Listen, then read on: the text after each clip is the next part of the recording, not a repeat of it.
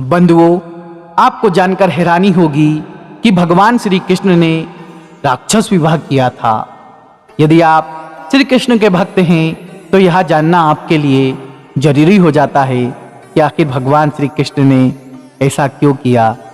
आइए बंधुओं, स्वागत है आपका हमारे इस YouTube चैनल ज्ञान गंगा स्टोरी में। आइए हम इधर उधर की बात न करते हुए कहानी को आगे बढ़ाते हैं। विदर्भ देश के अंतर्गत एक नगर हुआ जिसका नाम था कुंडिनपुर। उस नगर के राजा थे भीष्मक। राजा भीष्मक के एक पुत्र और एक पुत्री थी। पुत्र का नाम था रुक्मी और पुत्री का नाम था रुक्मणी। धीरे धीरे रुक्मी और रुक्मणी बड़े होते गए।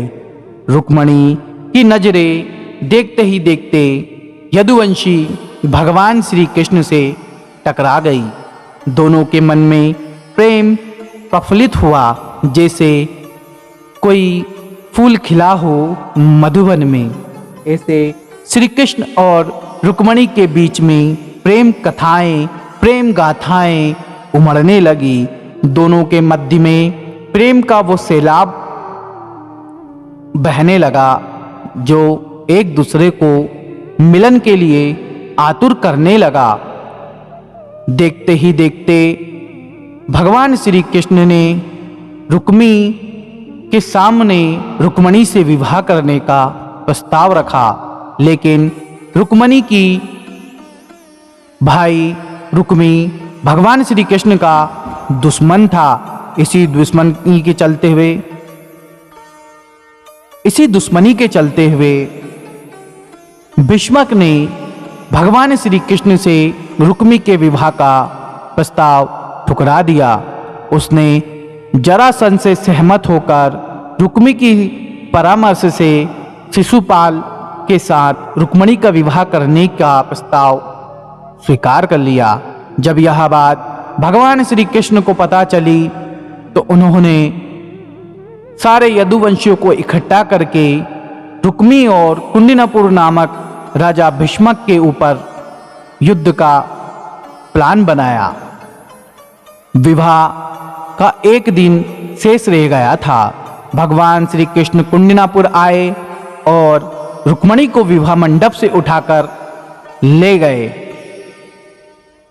जब यह बात कुंडिनपुर के राजा को पता चली तो उन्होंने जरासंध और रुक्मी के साथ मिलकर विद्रोह कर दिया।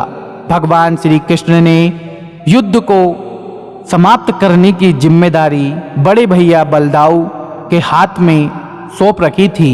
बाकी जो भी सैनिक थे उनको भगवान श्री कृष्ण ने अपने सुदर्शन चक्र से परास्त कर दिया और इस प्रकार रुक्मी को युद्ध में परास्त कर दिया।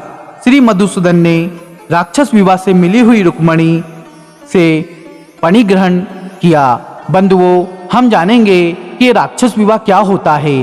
राक्षस विवाह होता है कि जब कोई कन्या को कोई पुरुष उसके पिता के घर से जबरदस्ती उठाकर अपने संग ले जाए और विवाह कर ले, उसे राक्षस विवाह कहते हैं। यह राक्षस विवाह आज भी हमारी भील जनजातियों भाइयों में यह विवाह प्रचलित है।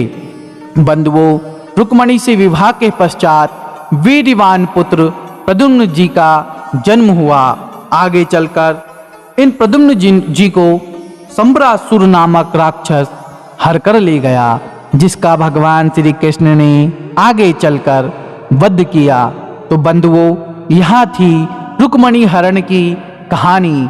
आशा करता हूँ यह वीडियो आपको पसंद आया होगा। कृपया कर हमारे चैनल को सब्सक्राइब और वीडियो को लाइक करना ना भूलें।